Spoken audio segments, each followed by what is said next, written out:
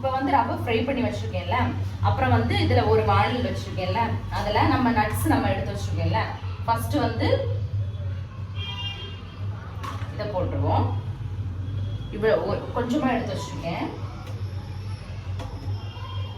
ஓகேங்களா, இவ்வளவும் போட்டுருவோம்.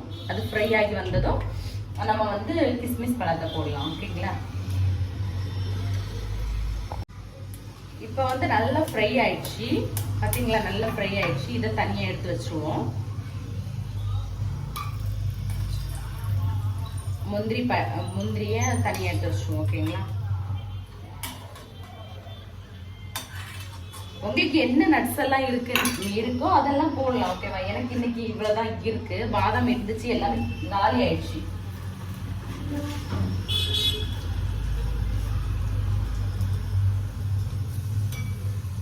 இது இப்போ டக்குன்னு இதாயிடும்.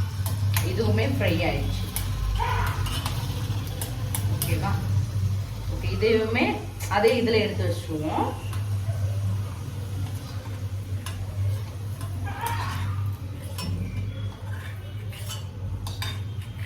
எடுத்து வச்சுட்டேன்.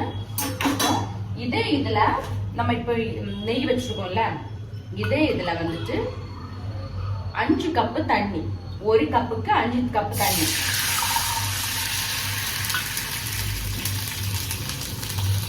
One, two, three, 4,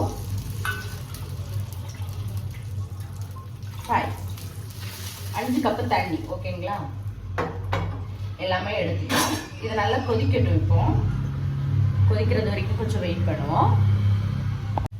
பாருங்க, இப்ப தண்ணி நல்லா கொதிச்சிருச்சு. இனி வந்து கொஞ்சமா கலர், கொஞ்சமா தான் போடுவேன் நானு. பாருங்க, இந்த அளவுக்கு கொஞ்சமா கலர்.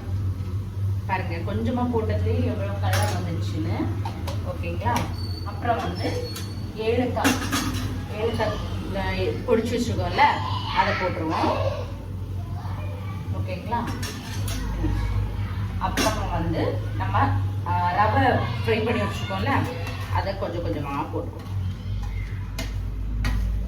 ஓகேவா, ஆனால் வந்து இது பாலில் செஞ்சா இன்னுமே நல்லா இருக்கும். இதுவுமே நல்ல டேஸ்டா இருக்கும். நம்ம கல்யாண வீட்லாம் பால் கோவா அந்த மாதிரி எல்லாம் போடுவாங்க. இதுவுமே நல்ல டேஸ்டா டிஃப்ரெண்டாவே இருக்கும்.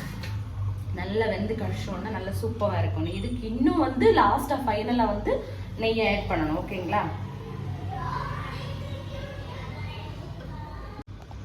இந்த பதத்துல வந்துடுச்சு. அப்புறமா வந்து நம்ம 1/2 கப் வந்து சர்க்கரை எடுத்து வச்சிருக்கேன்ல, அதை ஆட் பண்ணிடுவோம். இன்னும் கொஞ்சம் இறங்கி கொடுக்கும். ஓகேங்களா, சர்க்கரை போட்டணும்.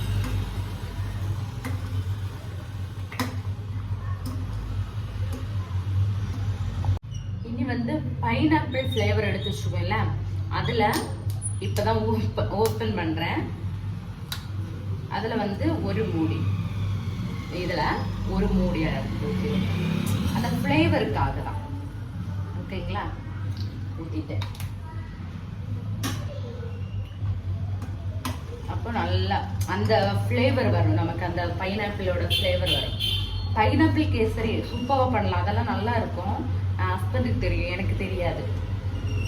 ஃபைனலாக வந்து முந்திரியும் திராட்சையும் ஃப்ரை பண்ணி வச்சு வந்தோம்ல, அதை போட்டேன். ஓகேங்களா, ஃபைனலாக இனி ஃபைனல் டச்சுக்கு கொஞ்சமாக நெய் ஆட் பண்ணிடுவோம்.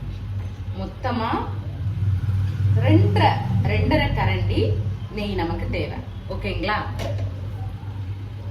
நெய் இருந்துச்சுன்னா சூப்பரா இருக்கும்.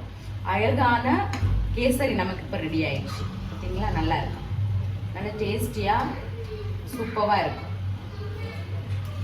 இப்ப இது கொஞ்ச நேரத்துக்கு அப்புறம் வந்துட்டு இதை நம்ம டேஸ்ட் பண்ணி பார்க்கலாம். ஓகேங்களா, இப்ப வந்து நம்ம செஞ்சதை நம்மளே டேஸ்ட் பண்ணி பார்ப்போம். ஃபர்ஸ்ட் அழகான கேசரி ரெடி ஆயிடுச்சு. பாத்தீங்களா, சூப்பரா இருக்கும், டேஸ்டா இருக்கும்.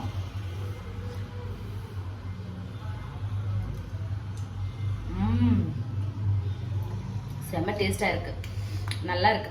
கரெக்டா நம்ம வீட்டுல கரெக்டான அளவுகள் இந்த இன்கிரீடியன்ஸ் எல்லாம் போட்டு வச்சோம்னா வெளியில சாப்பிட வேண்டிய தேவையில்லைல்ல, கரெக்டா இருக்கு, சூப்பரா இருக்கு. நீங்களும் ட்ரை பண்ணி பாருங்க. ஓகேங்களா? பிடிச்சிருந்ததுன்னா லைக் பண்ணுங்க, ஷேர் பண்ணுங்க, கமெண்ட் பண்ணுங்க. பாய்.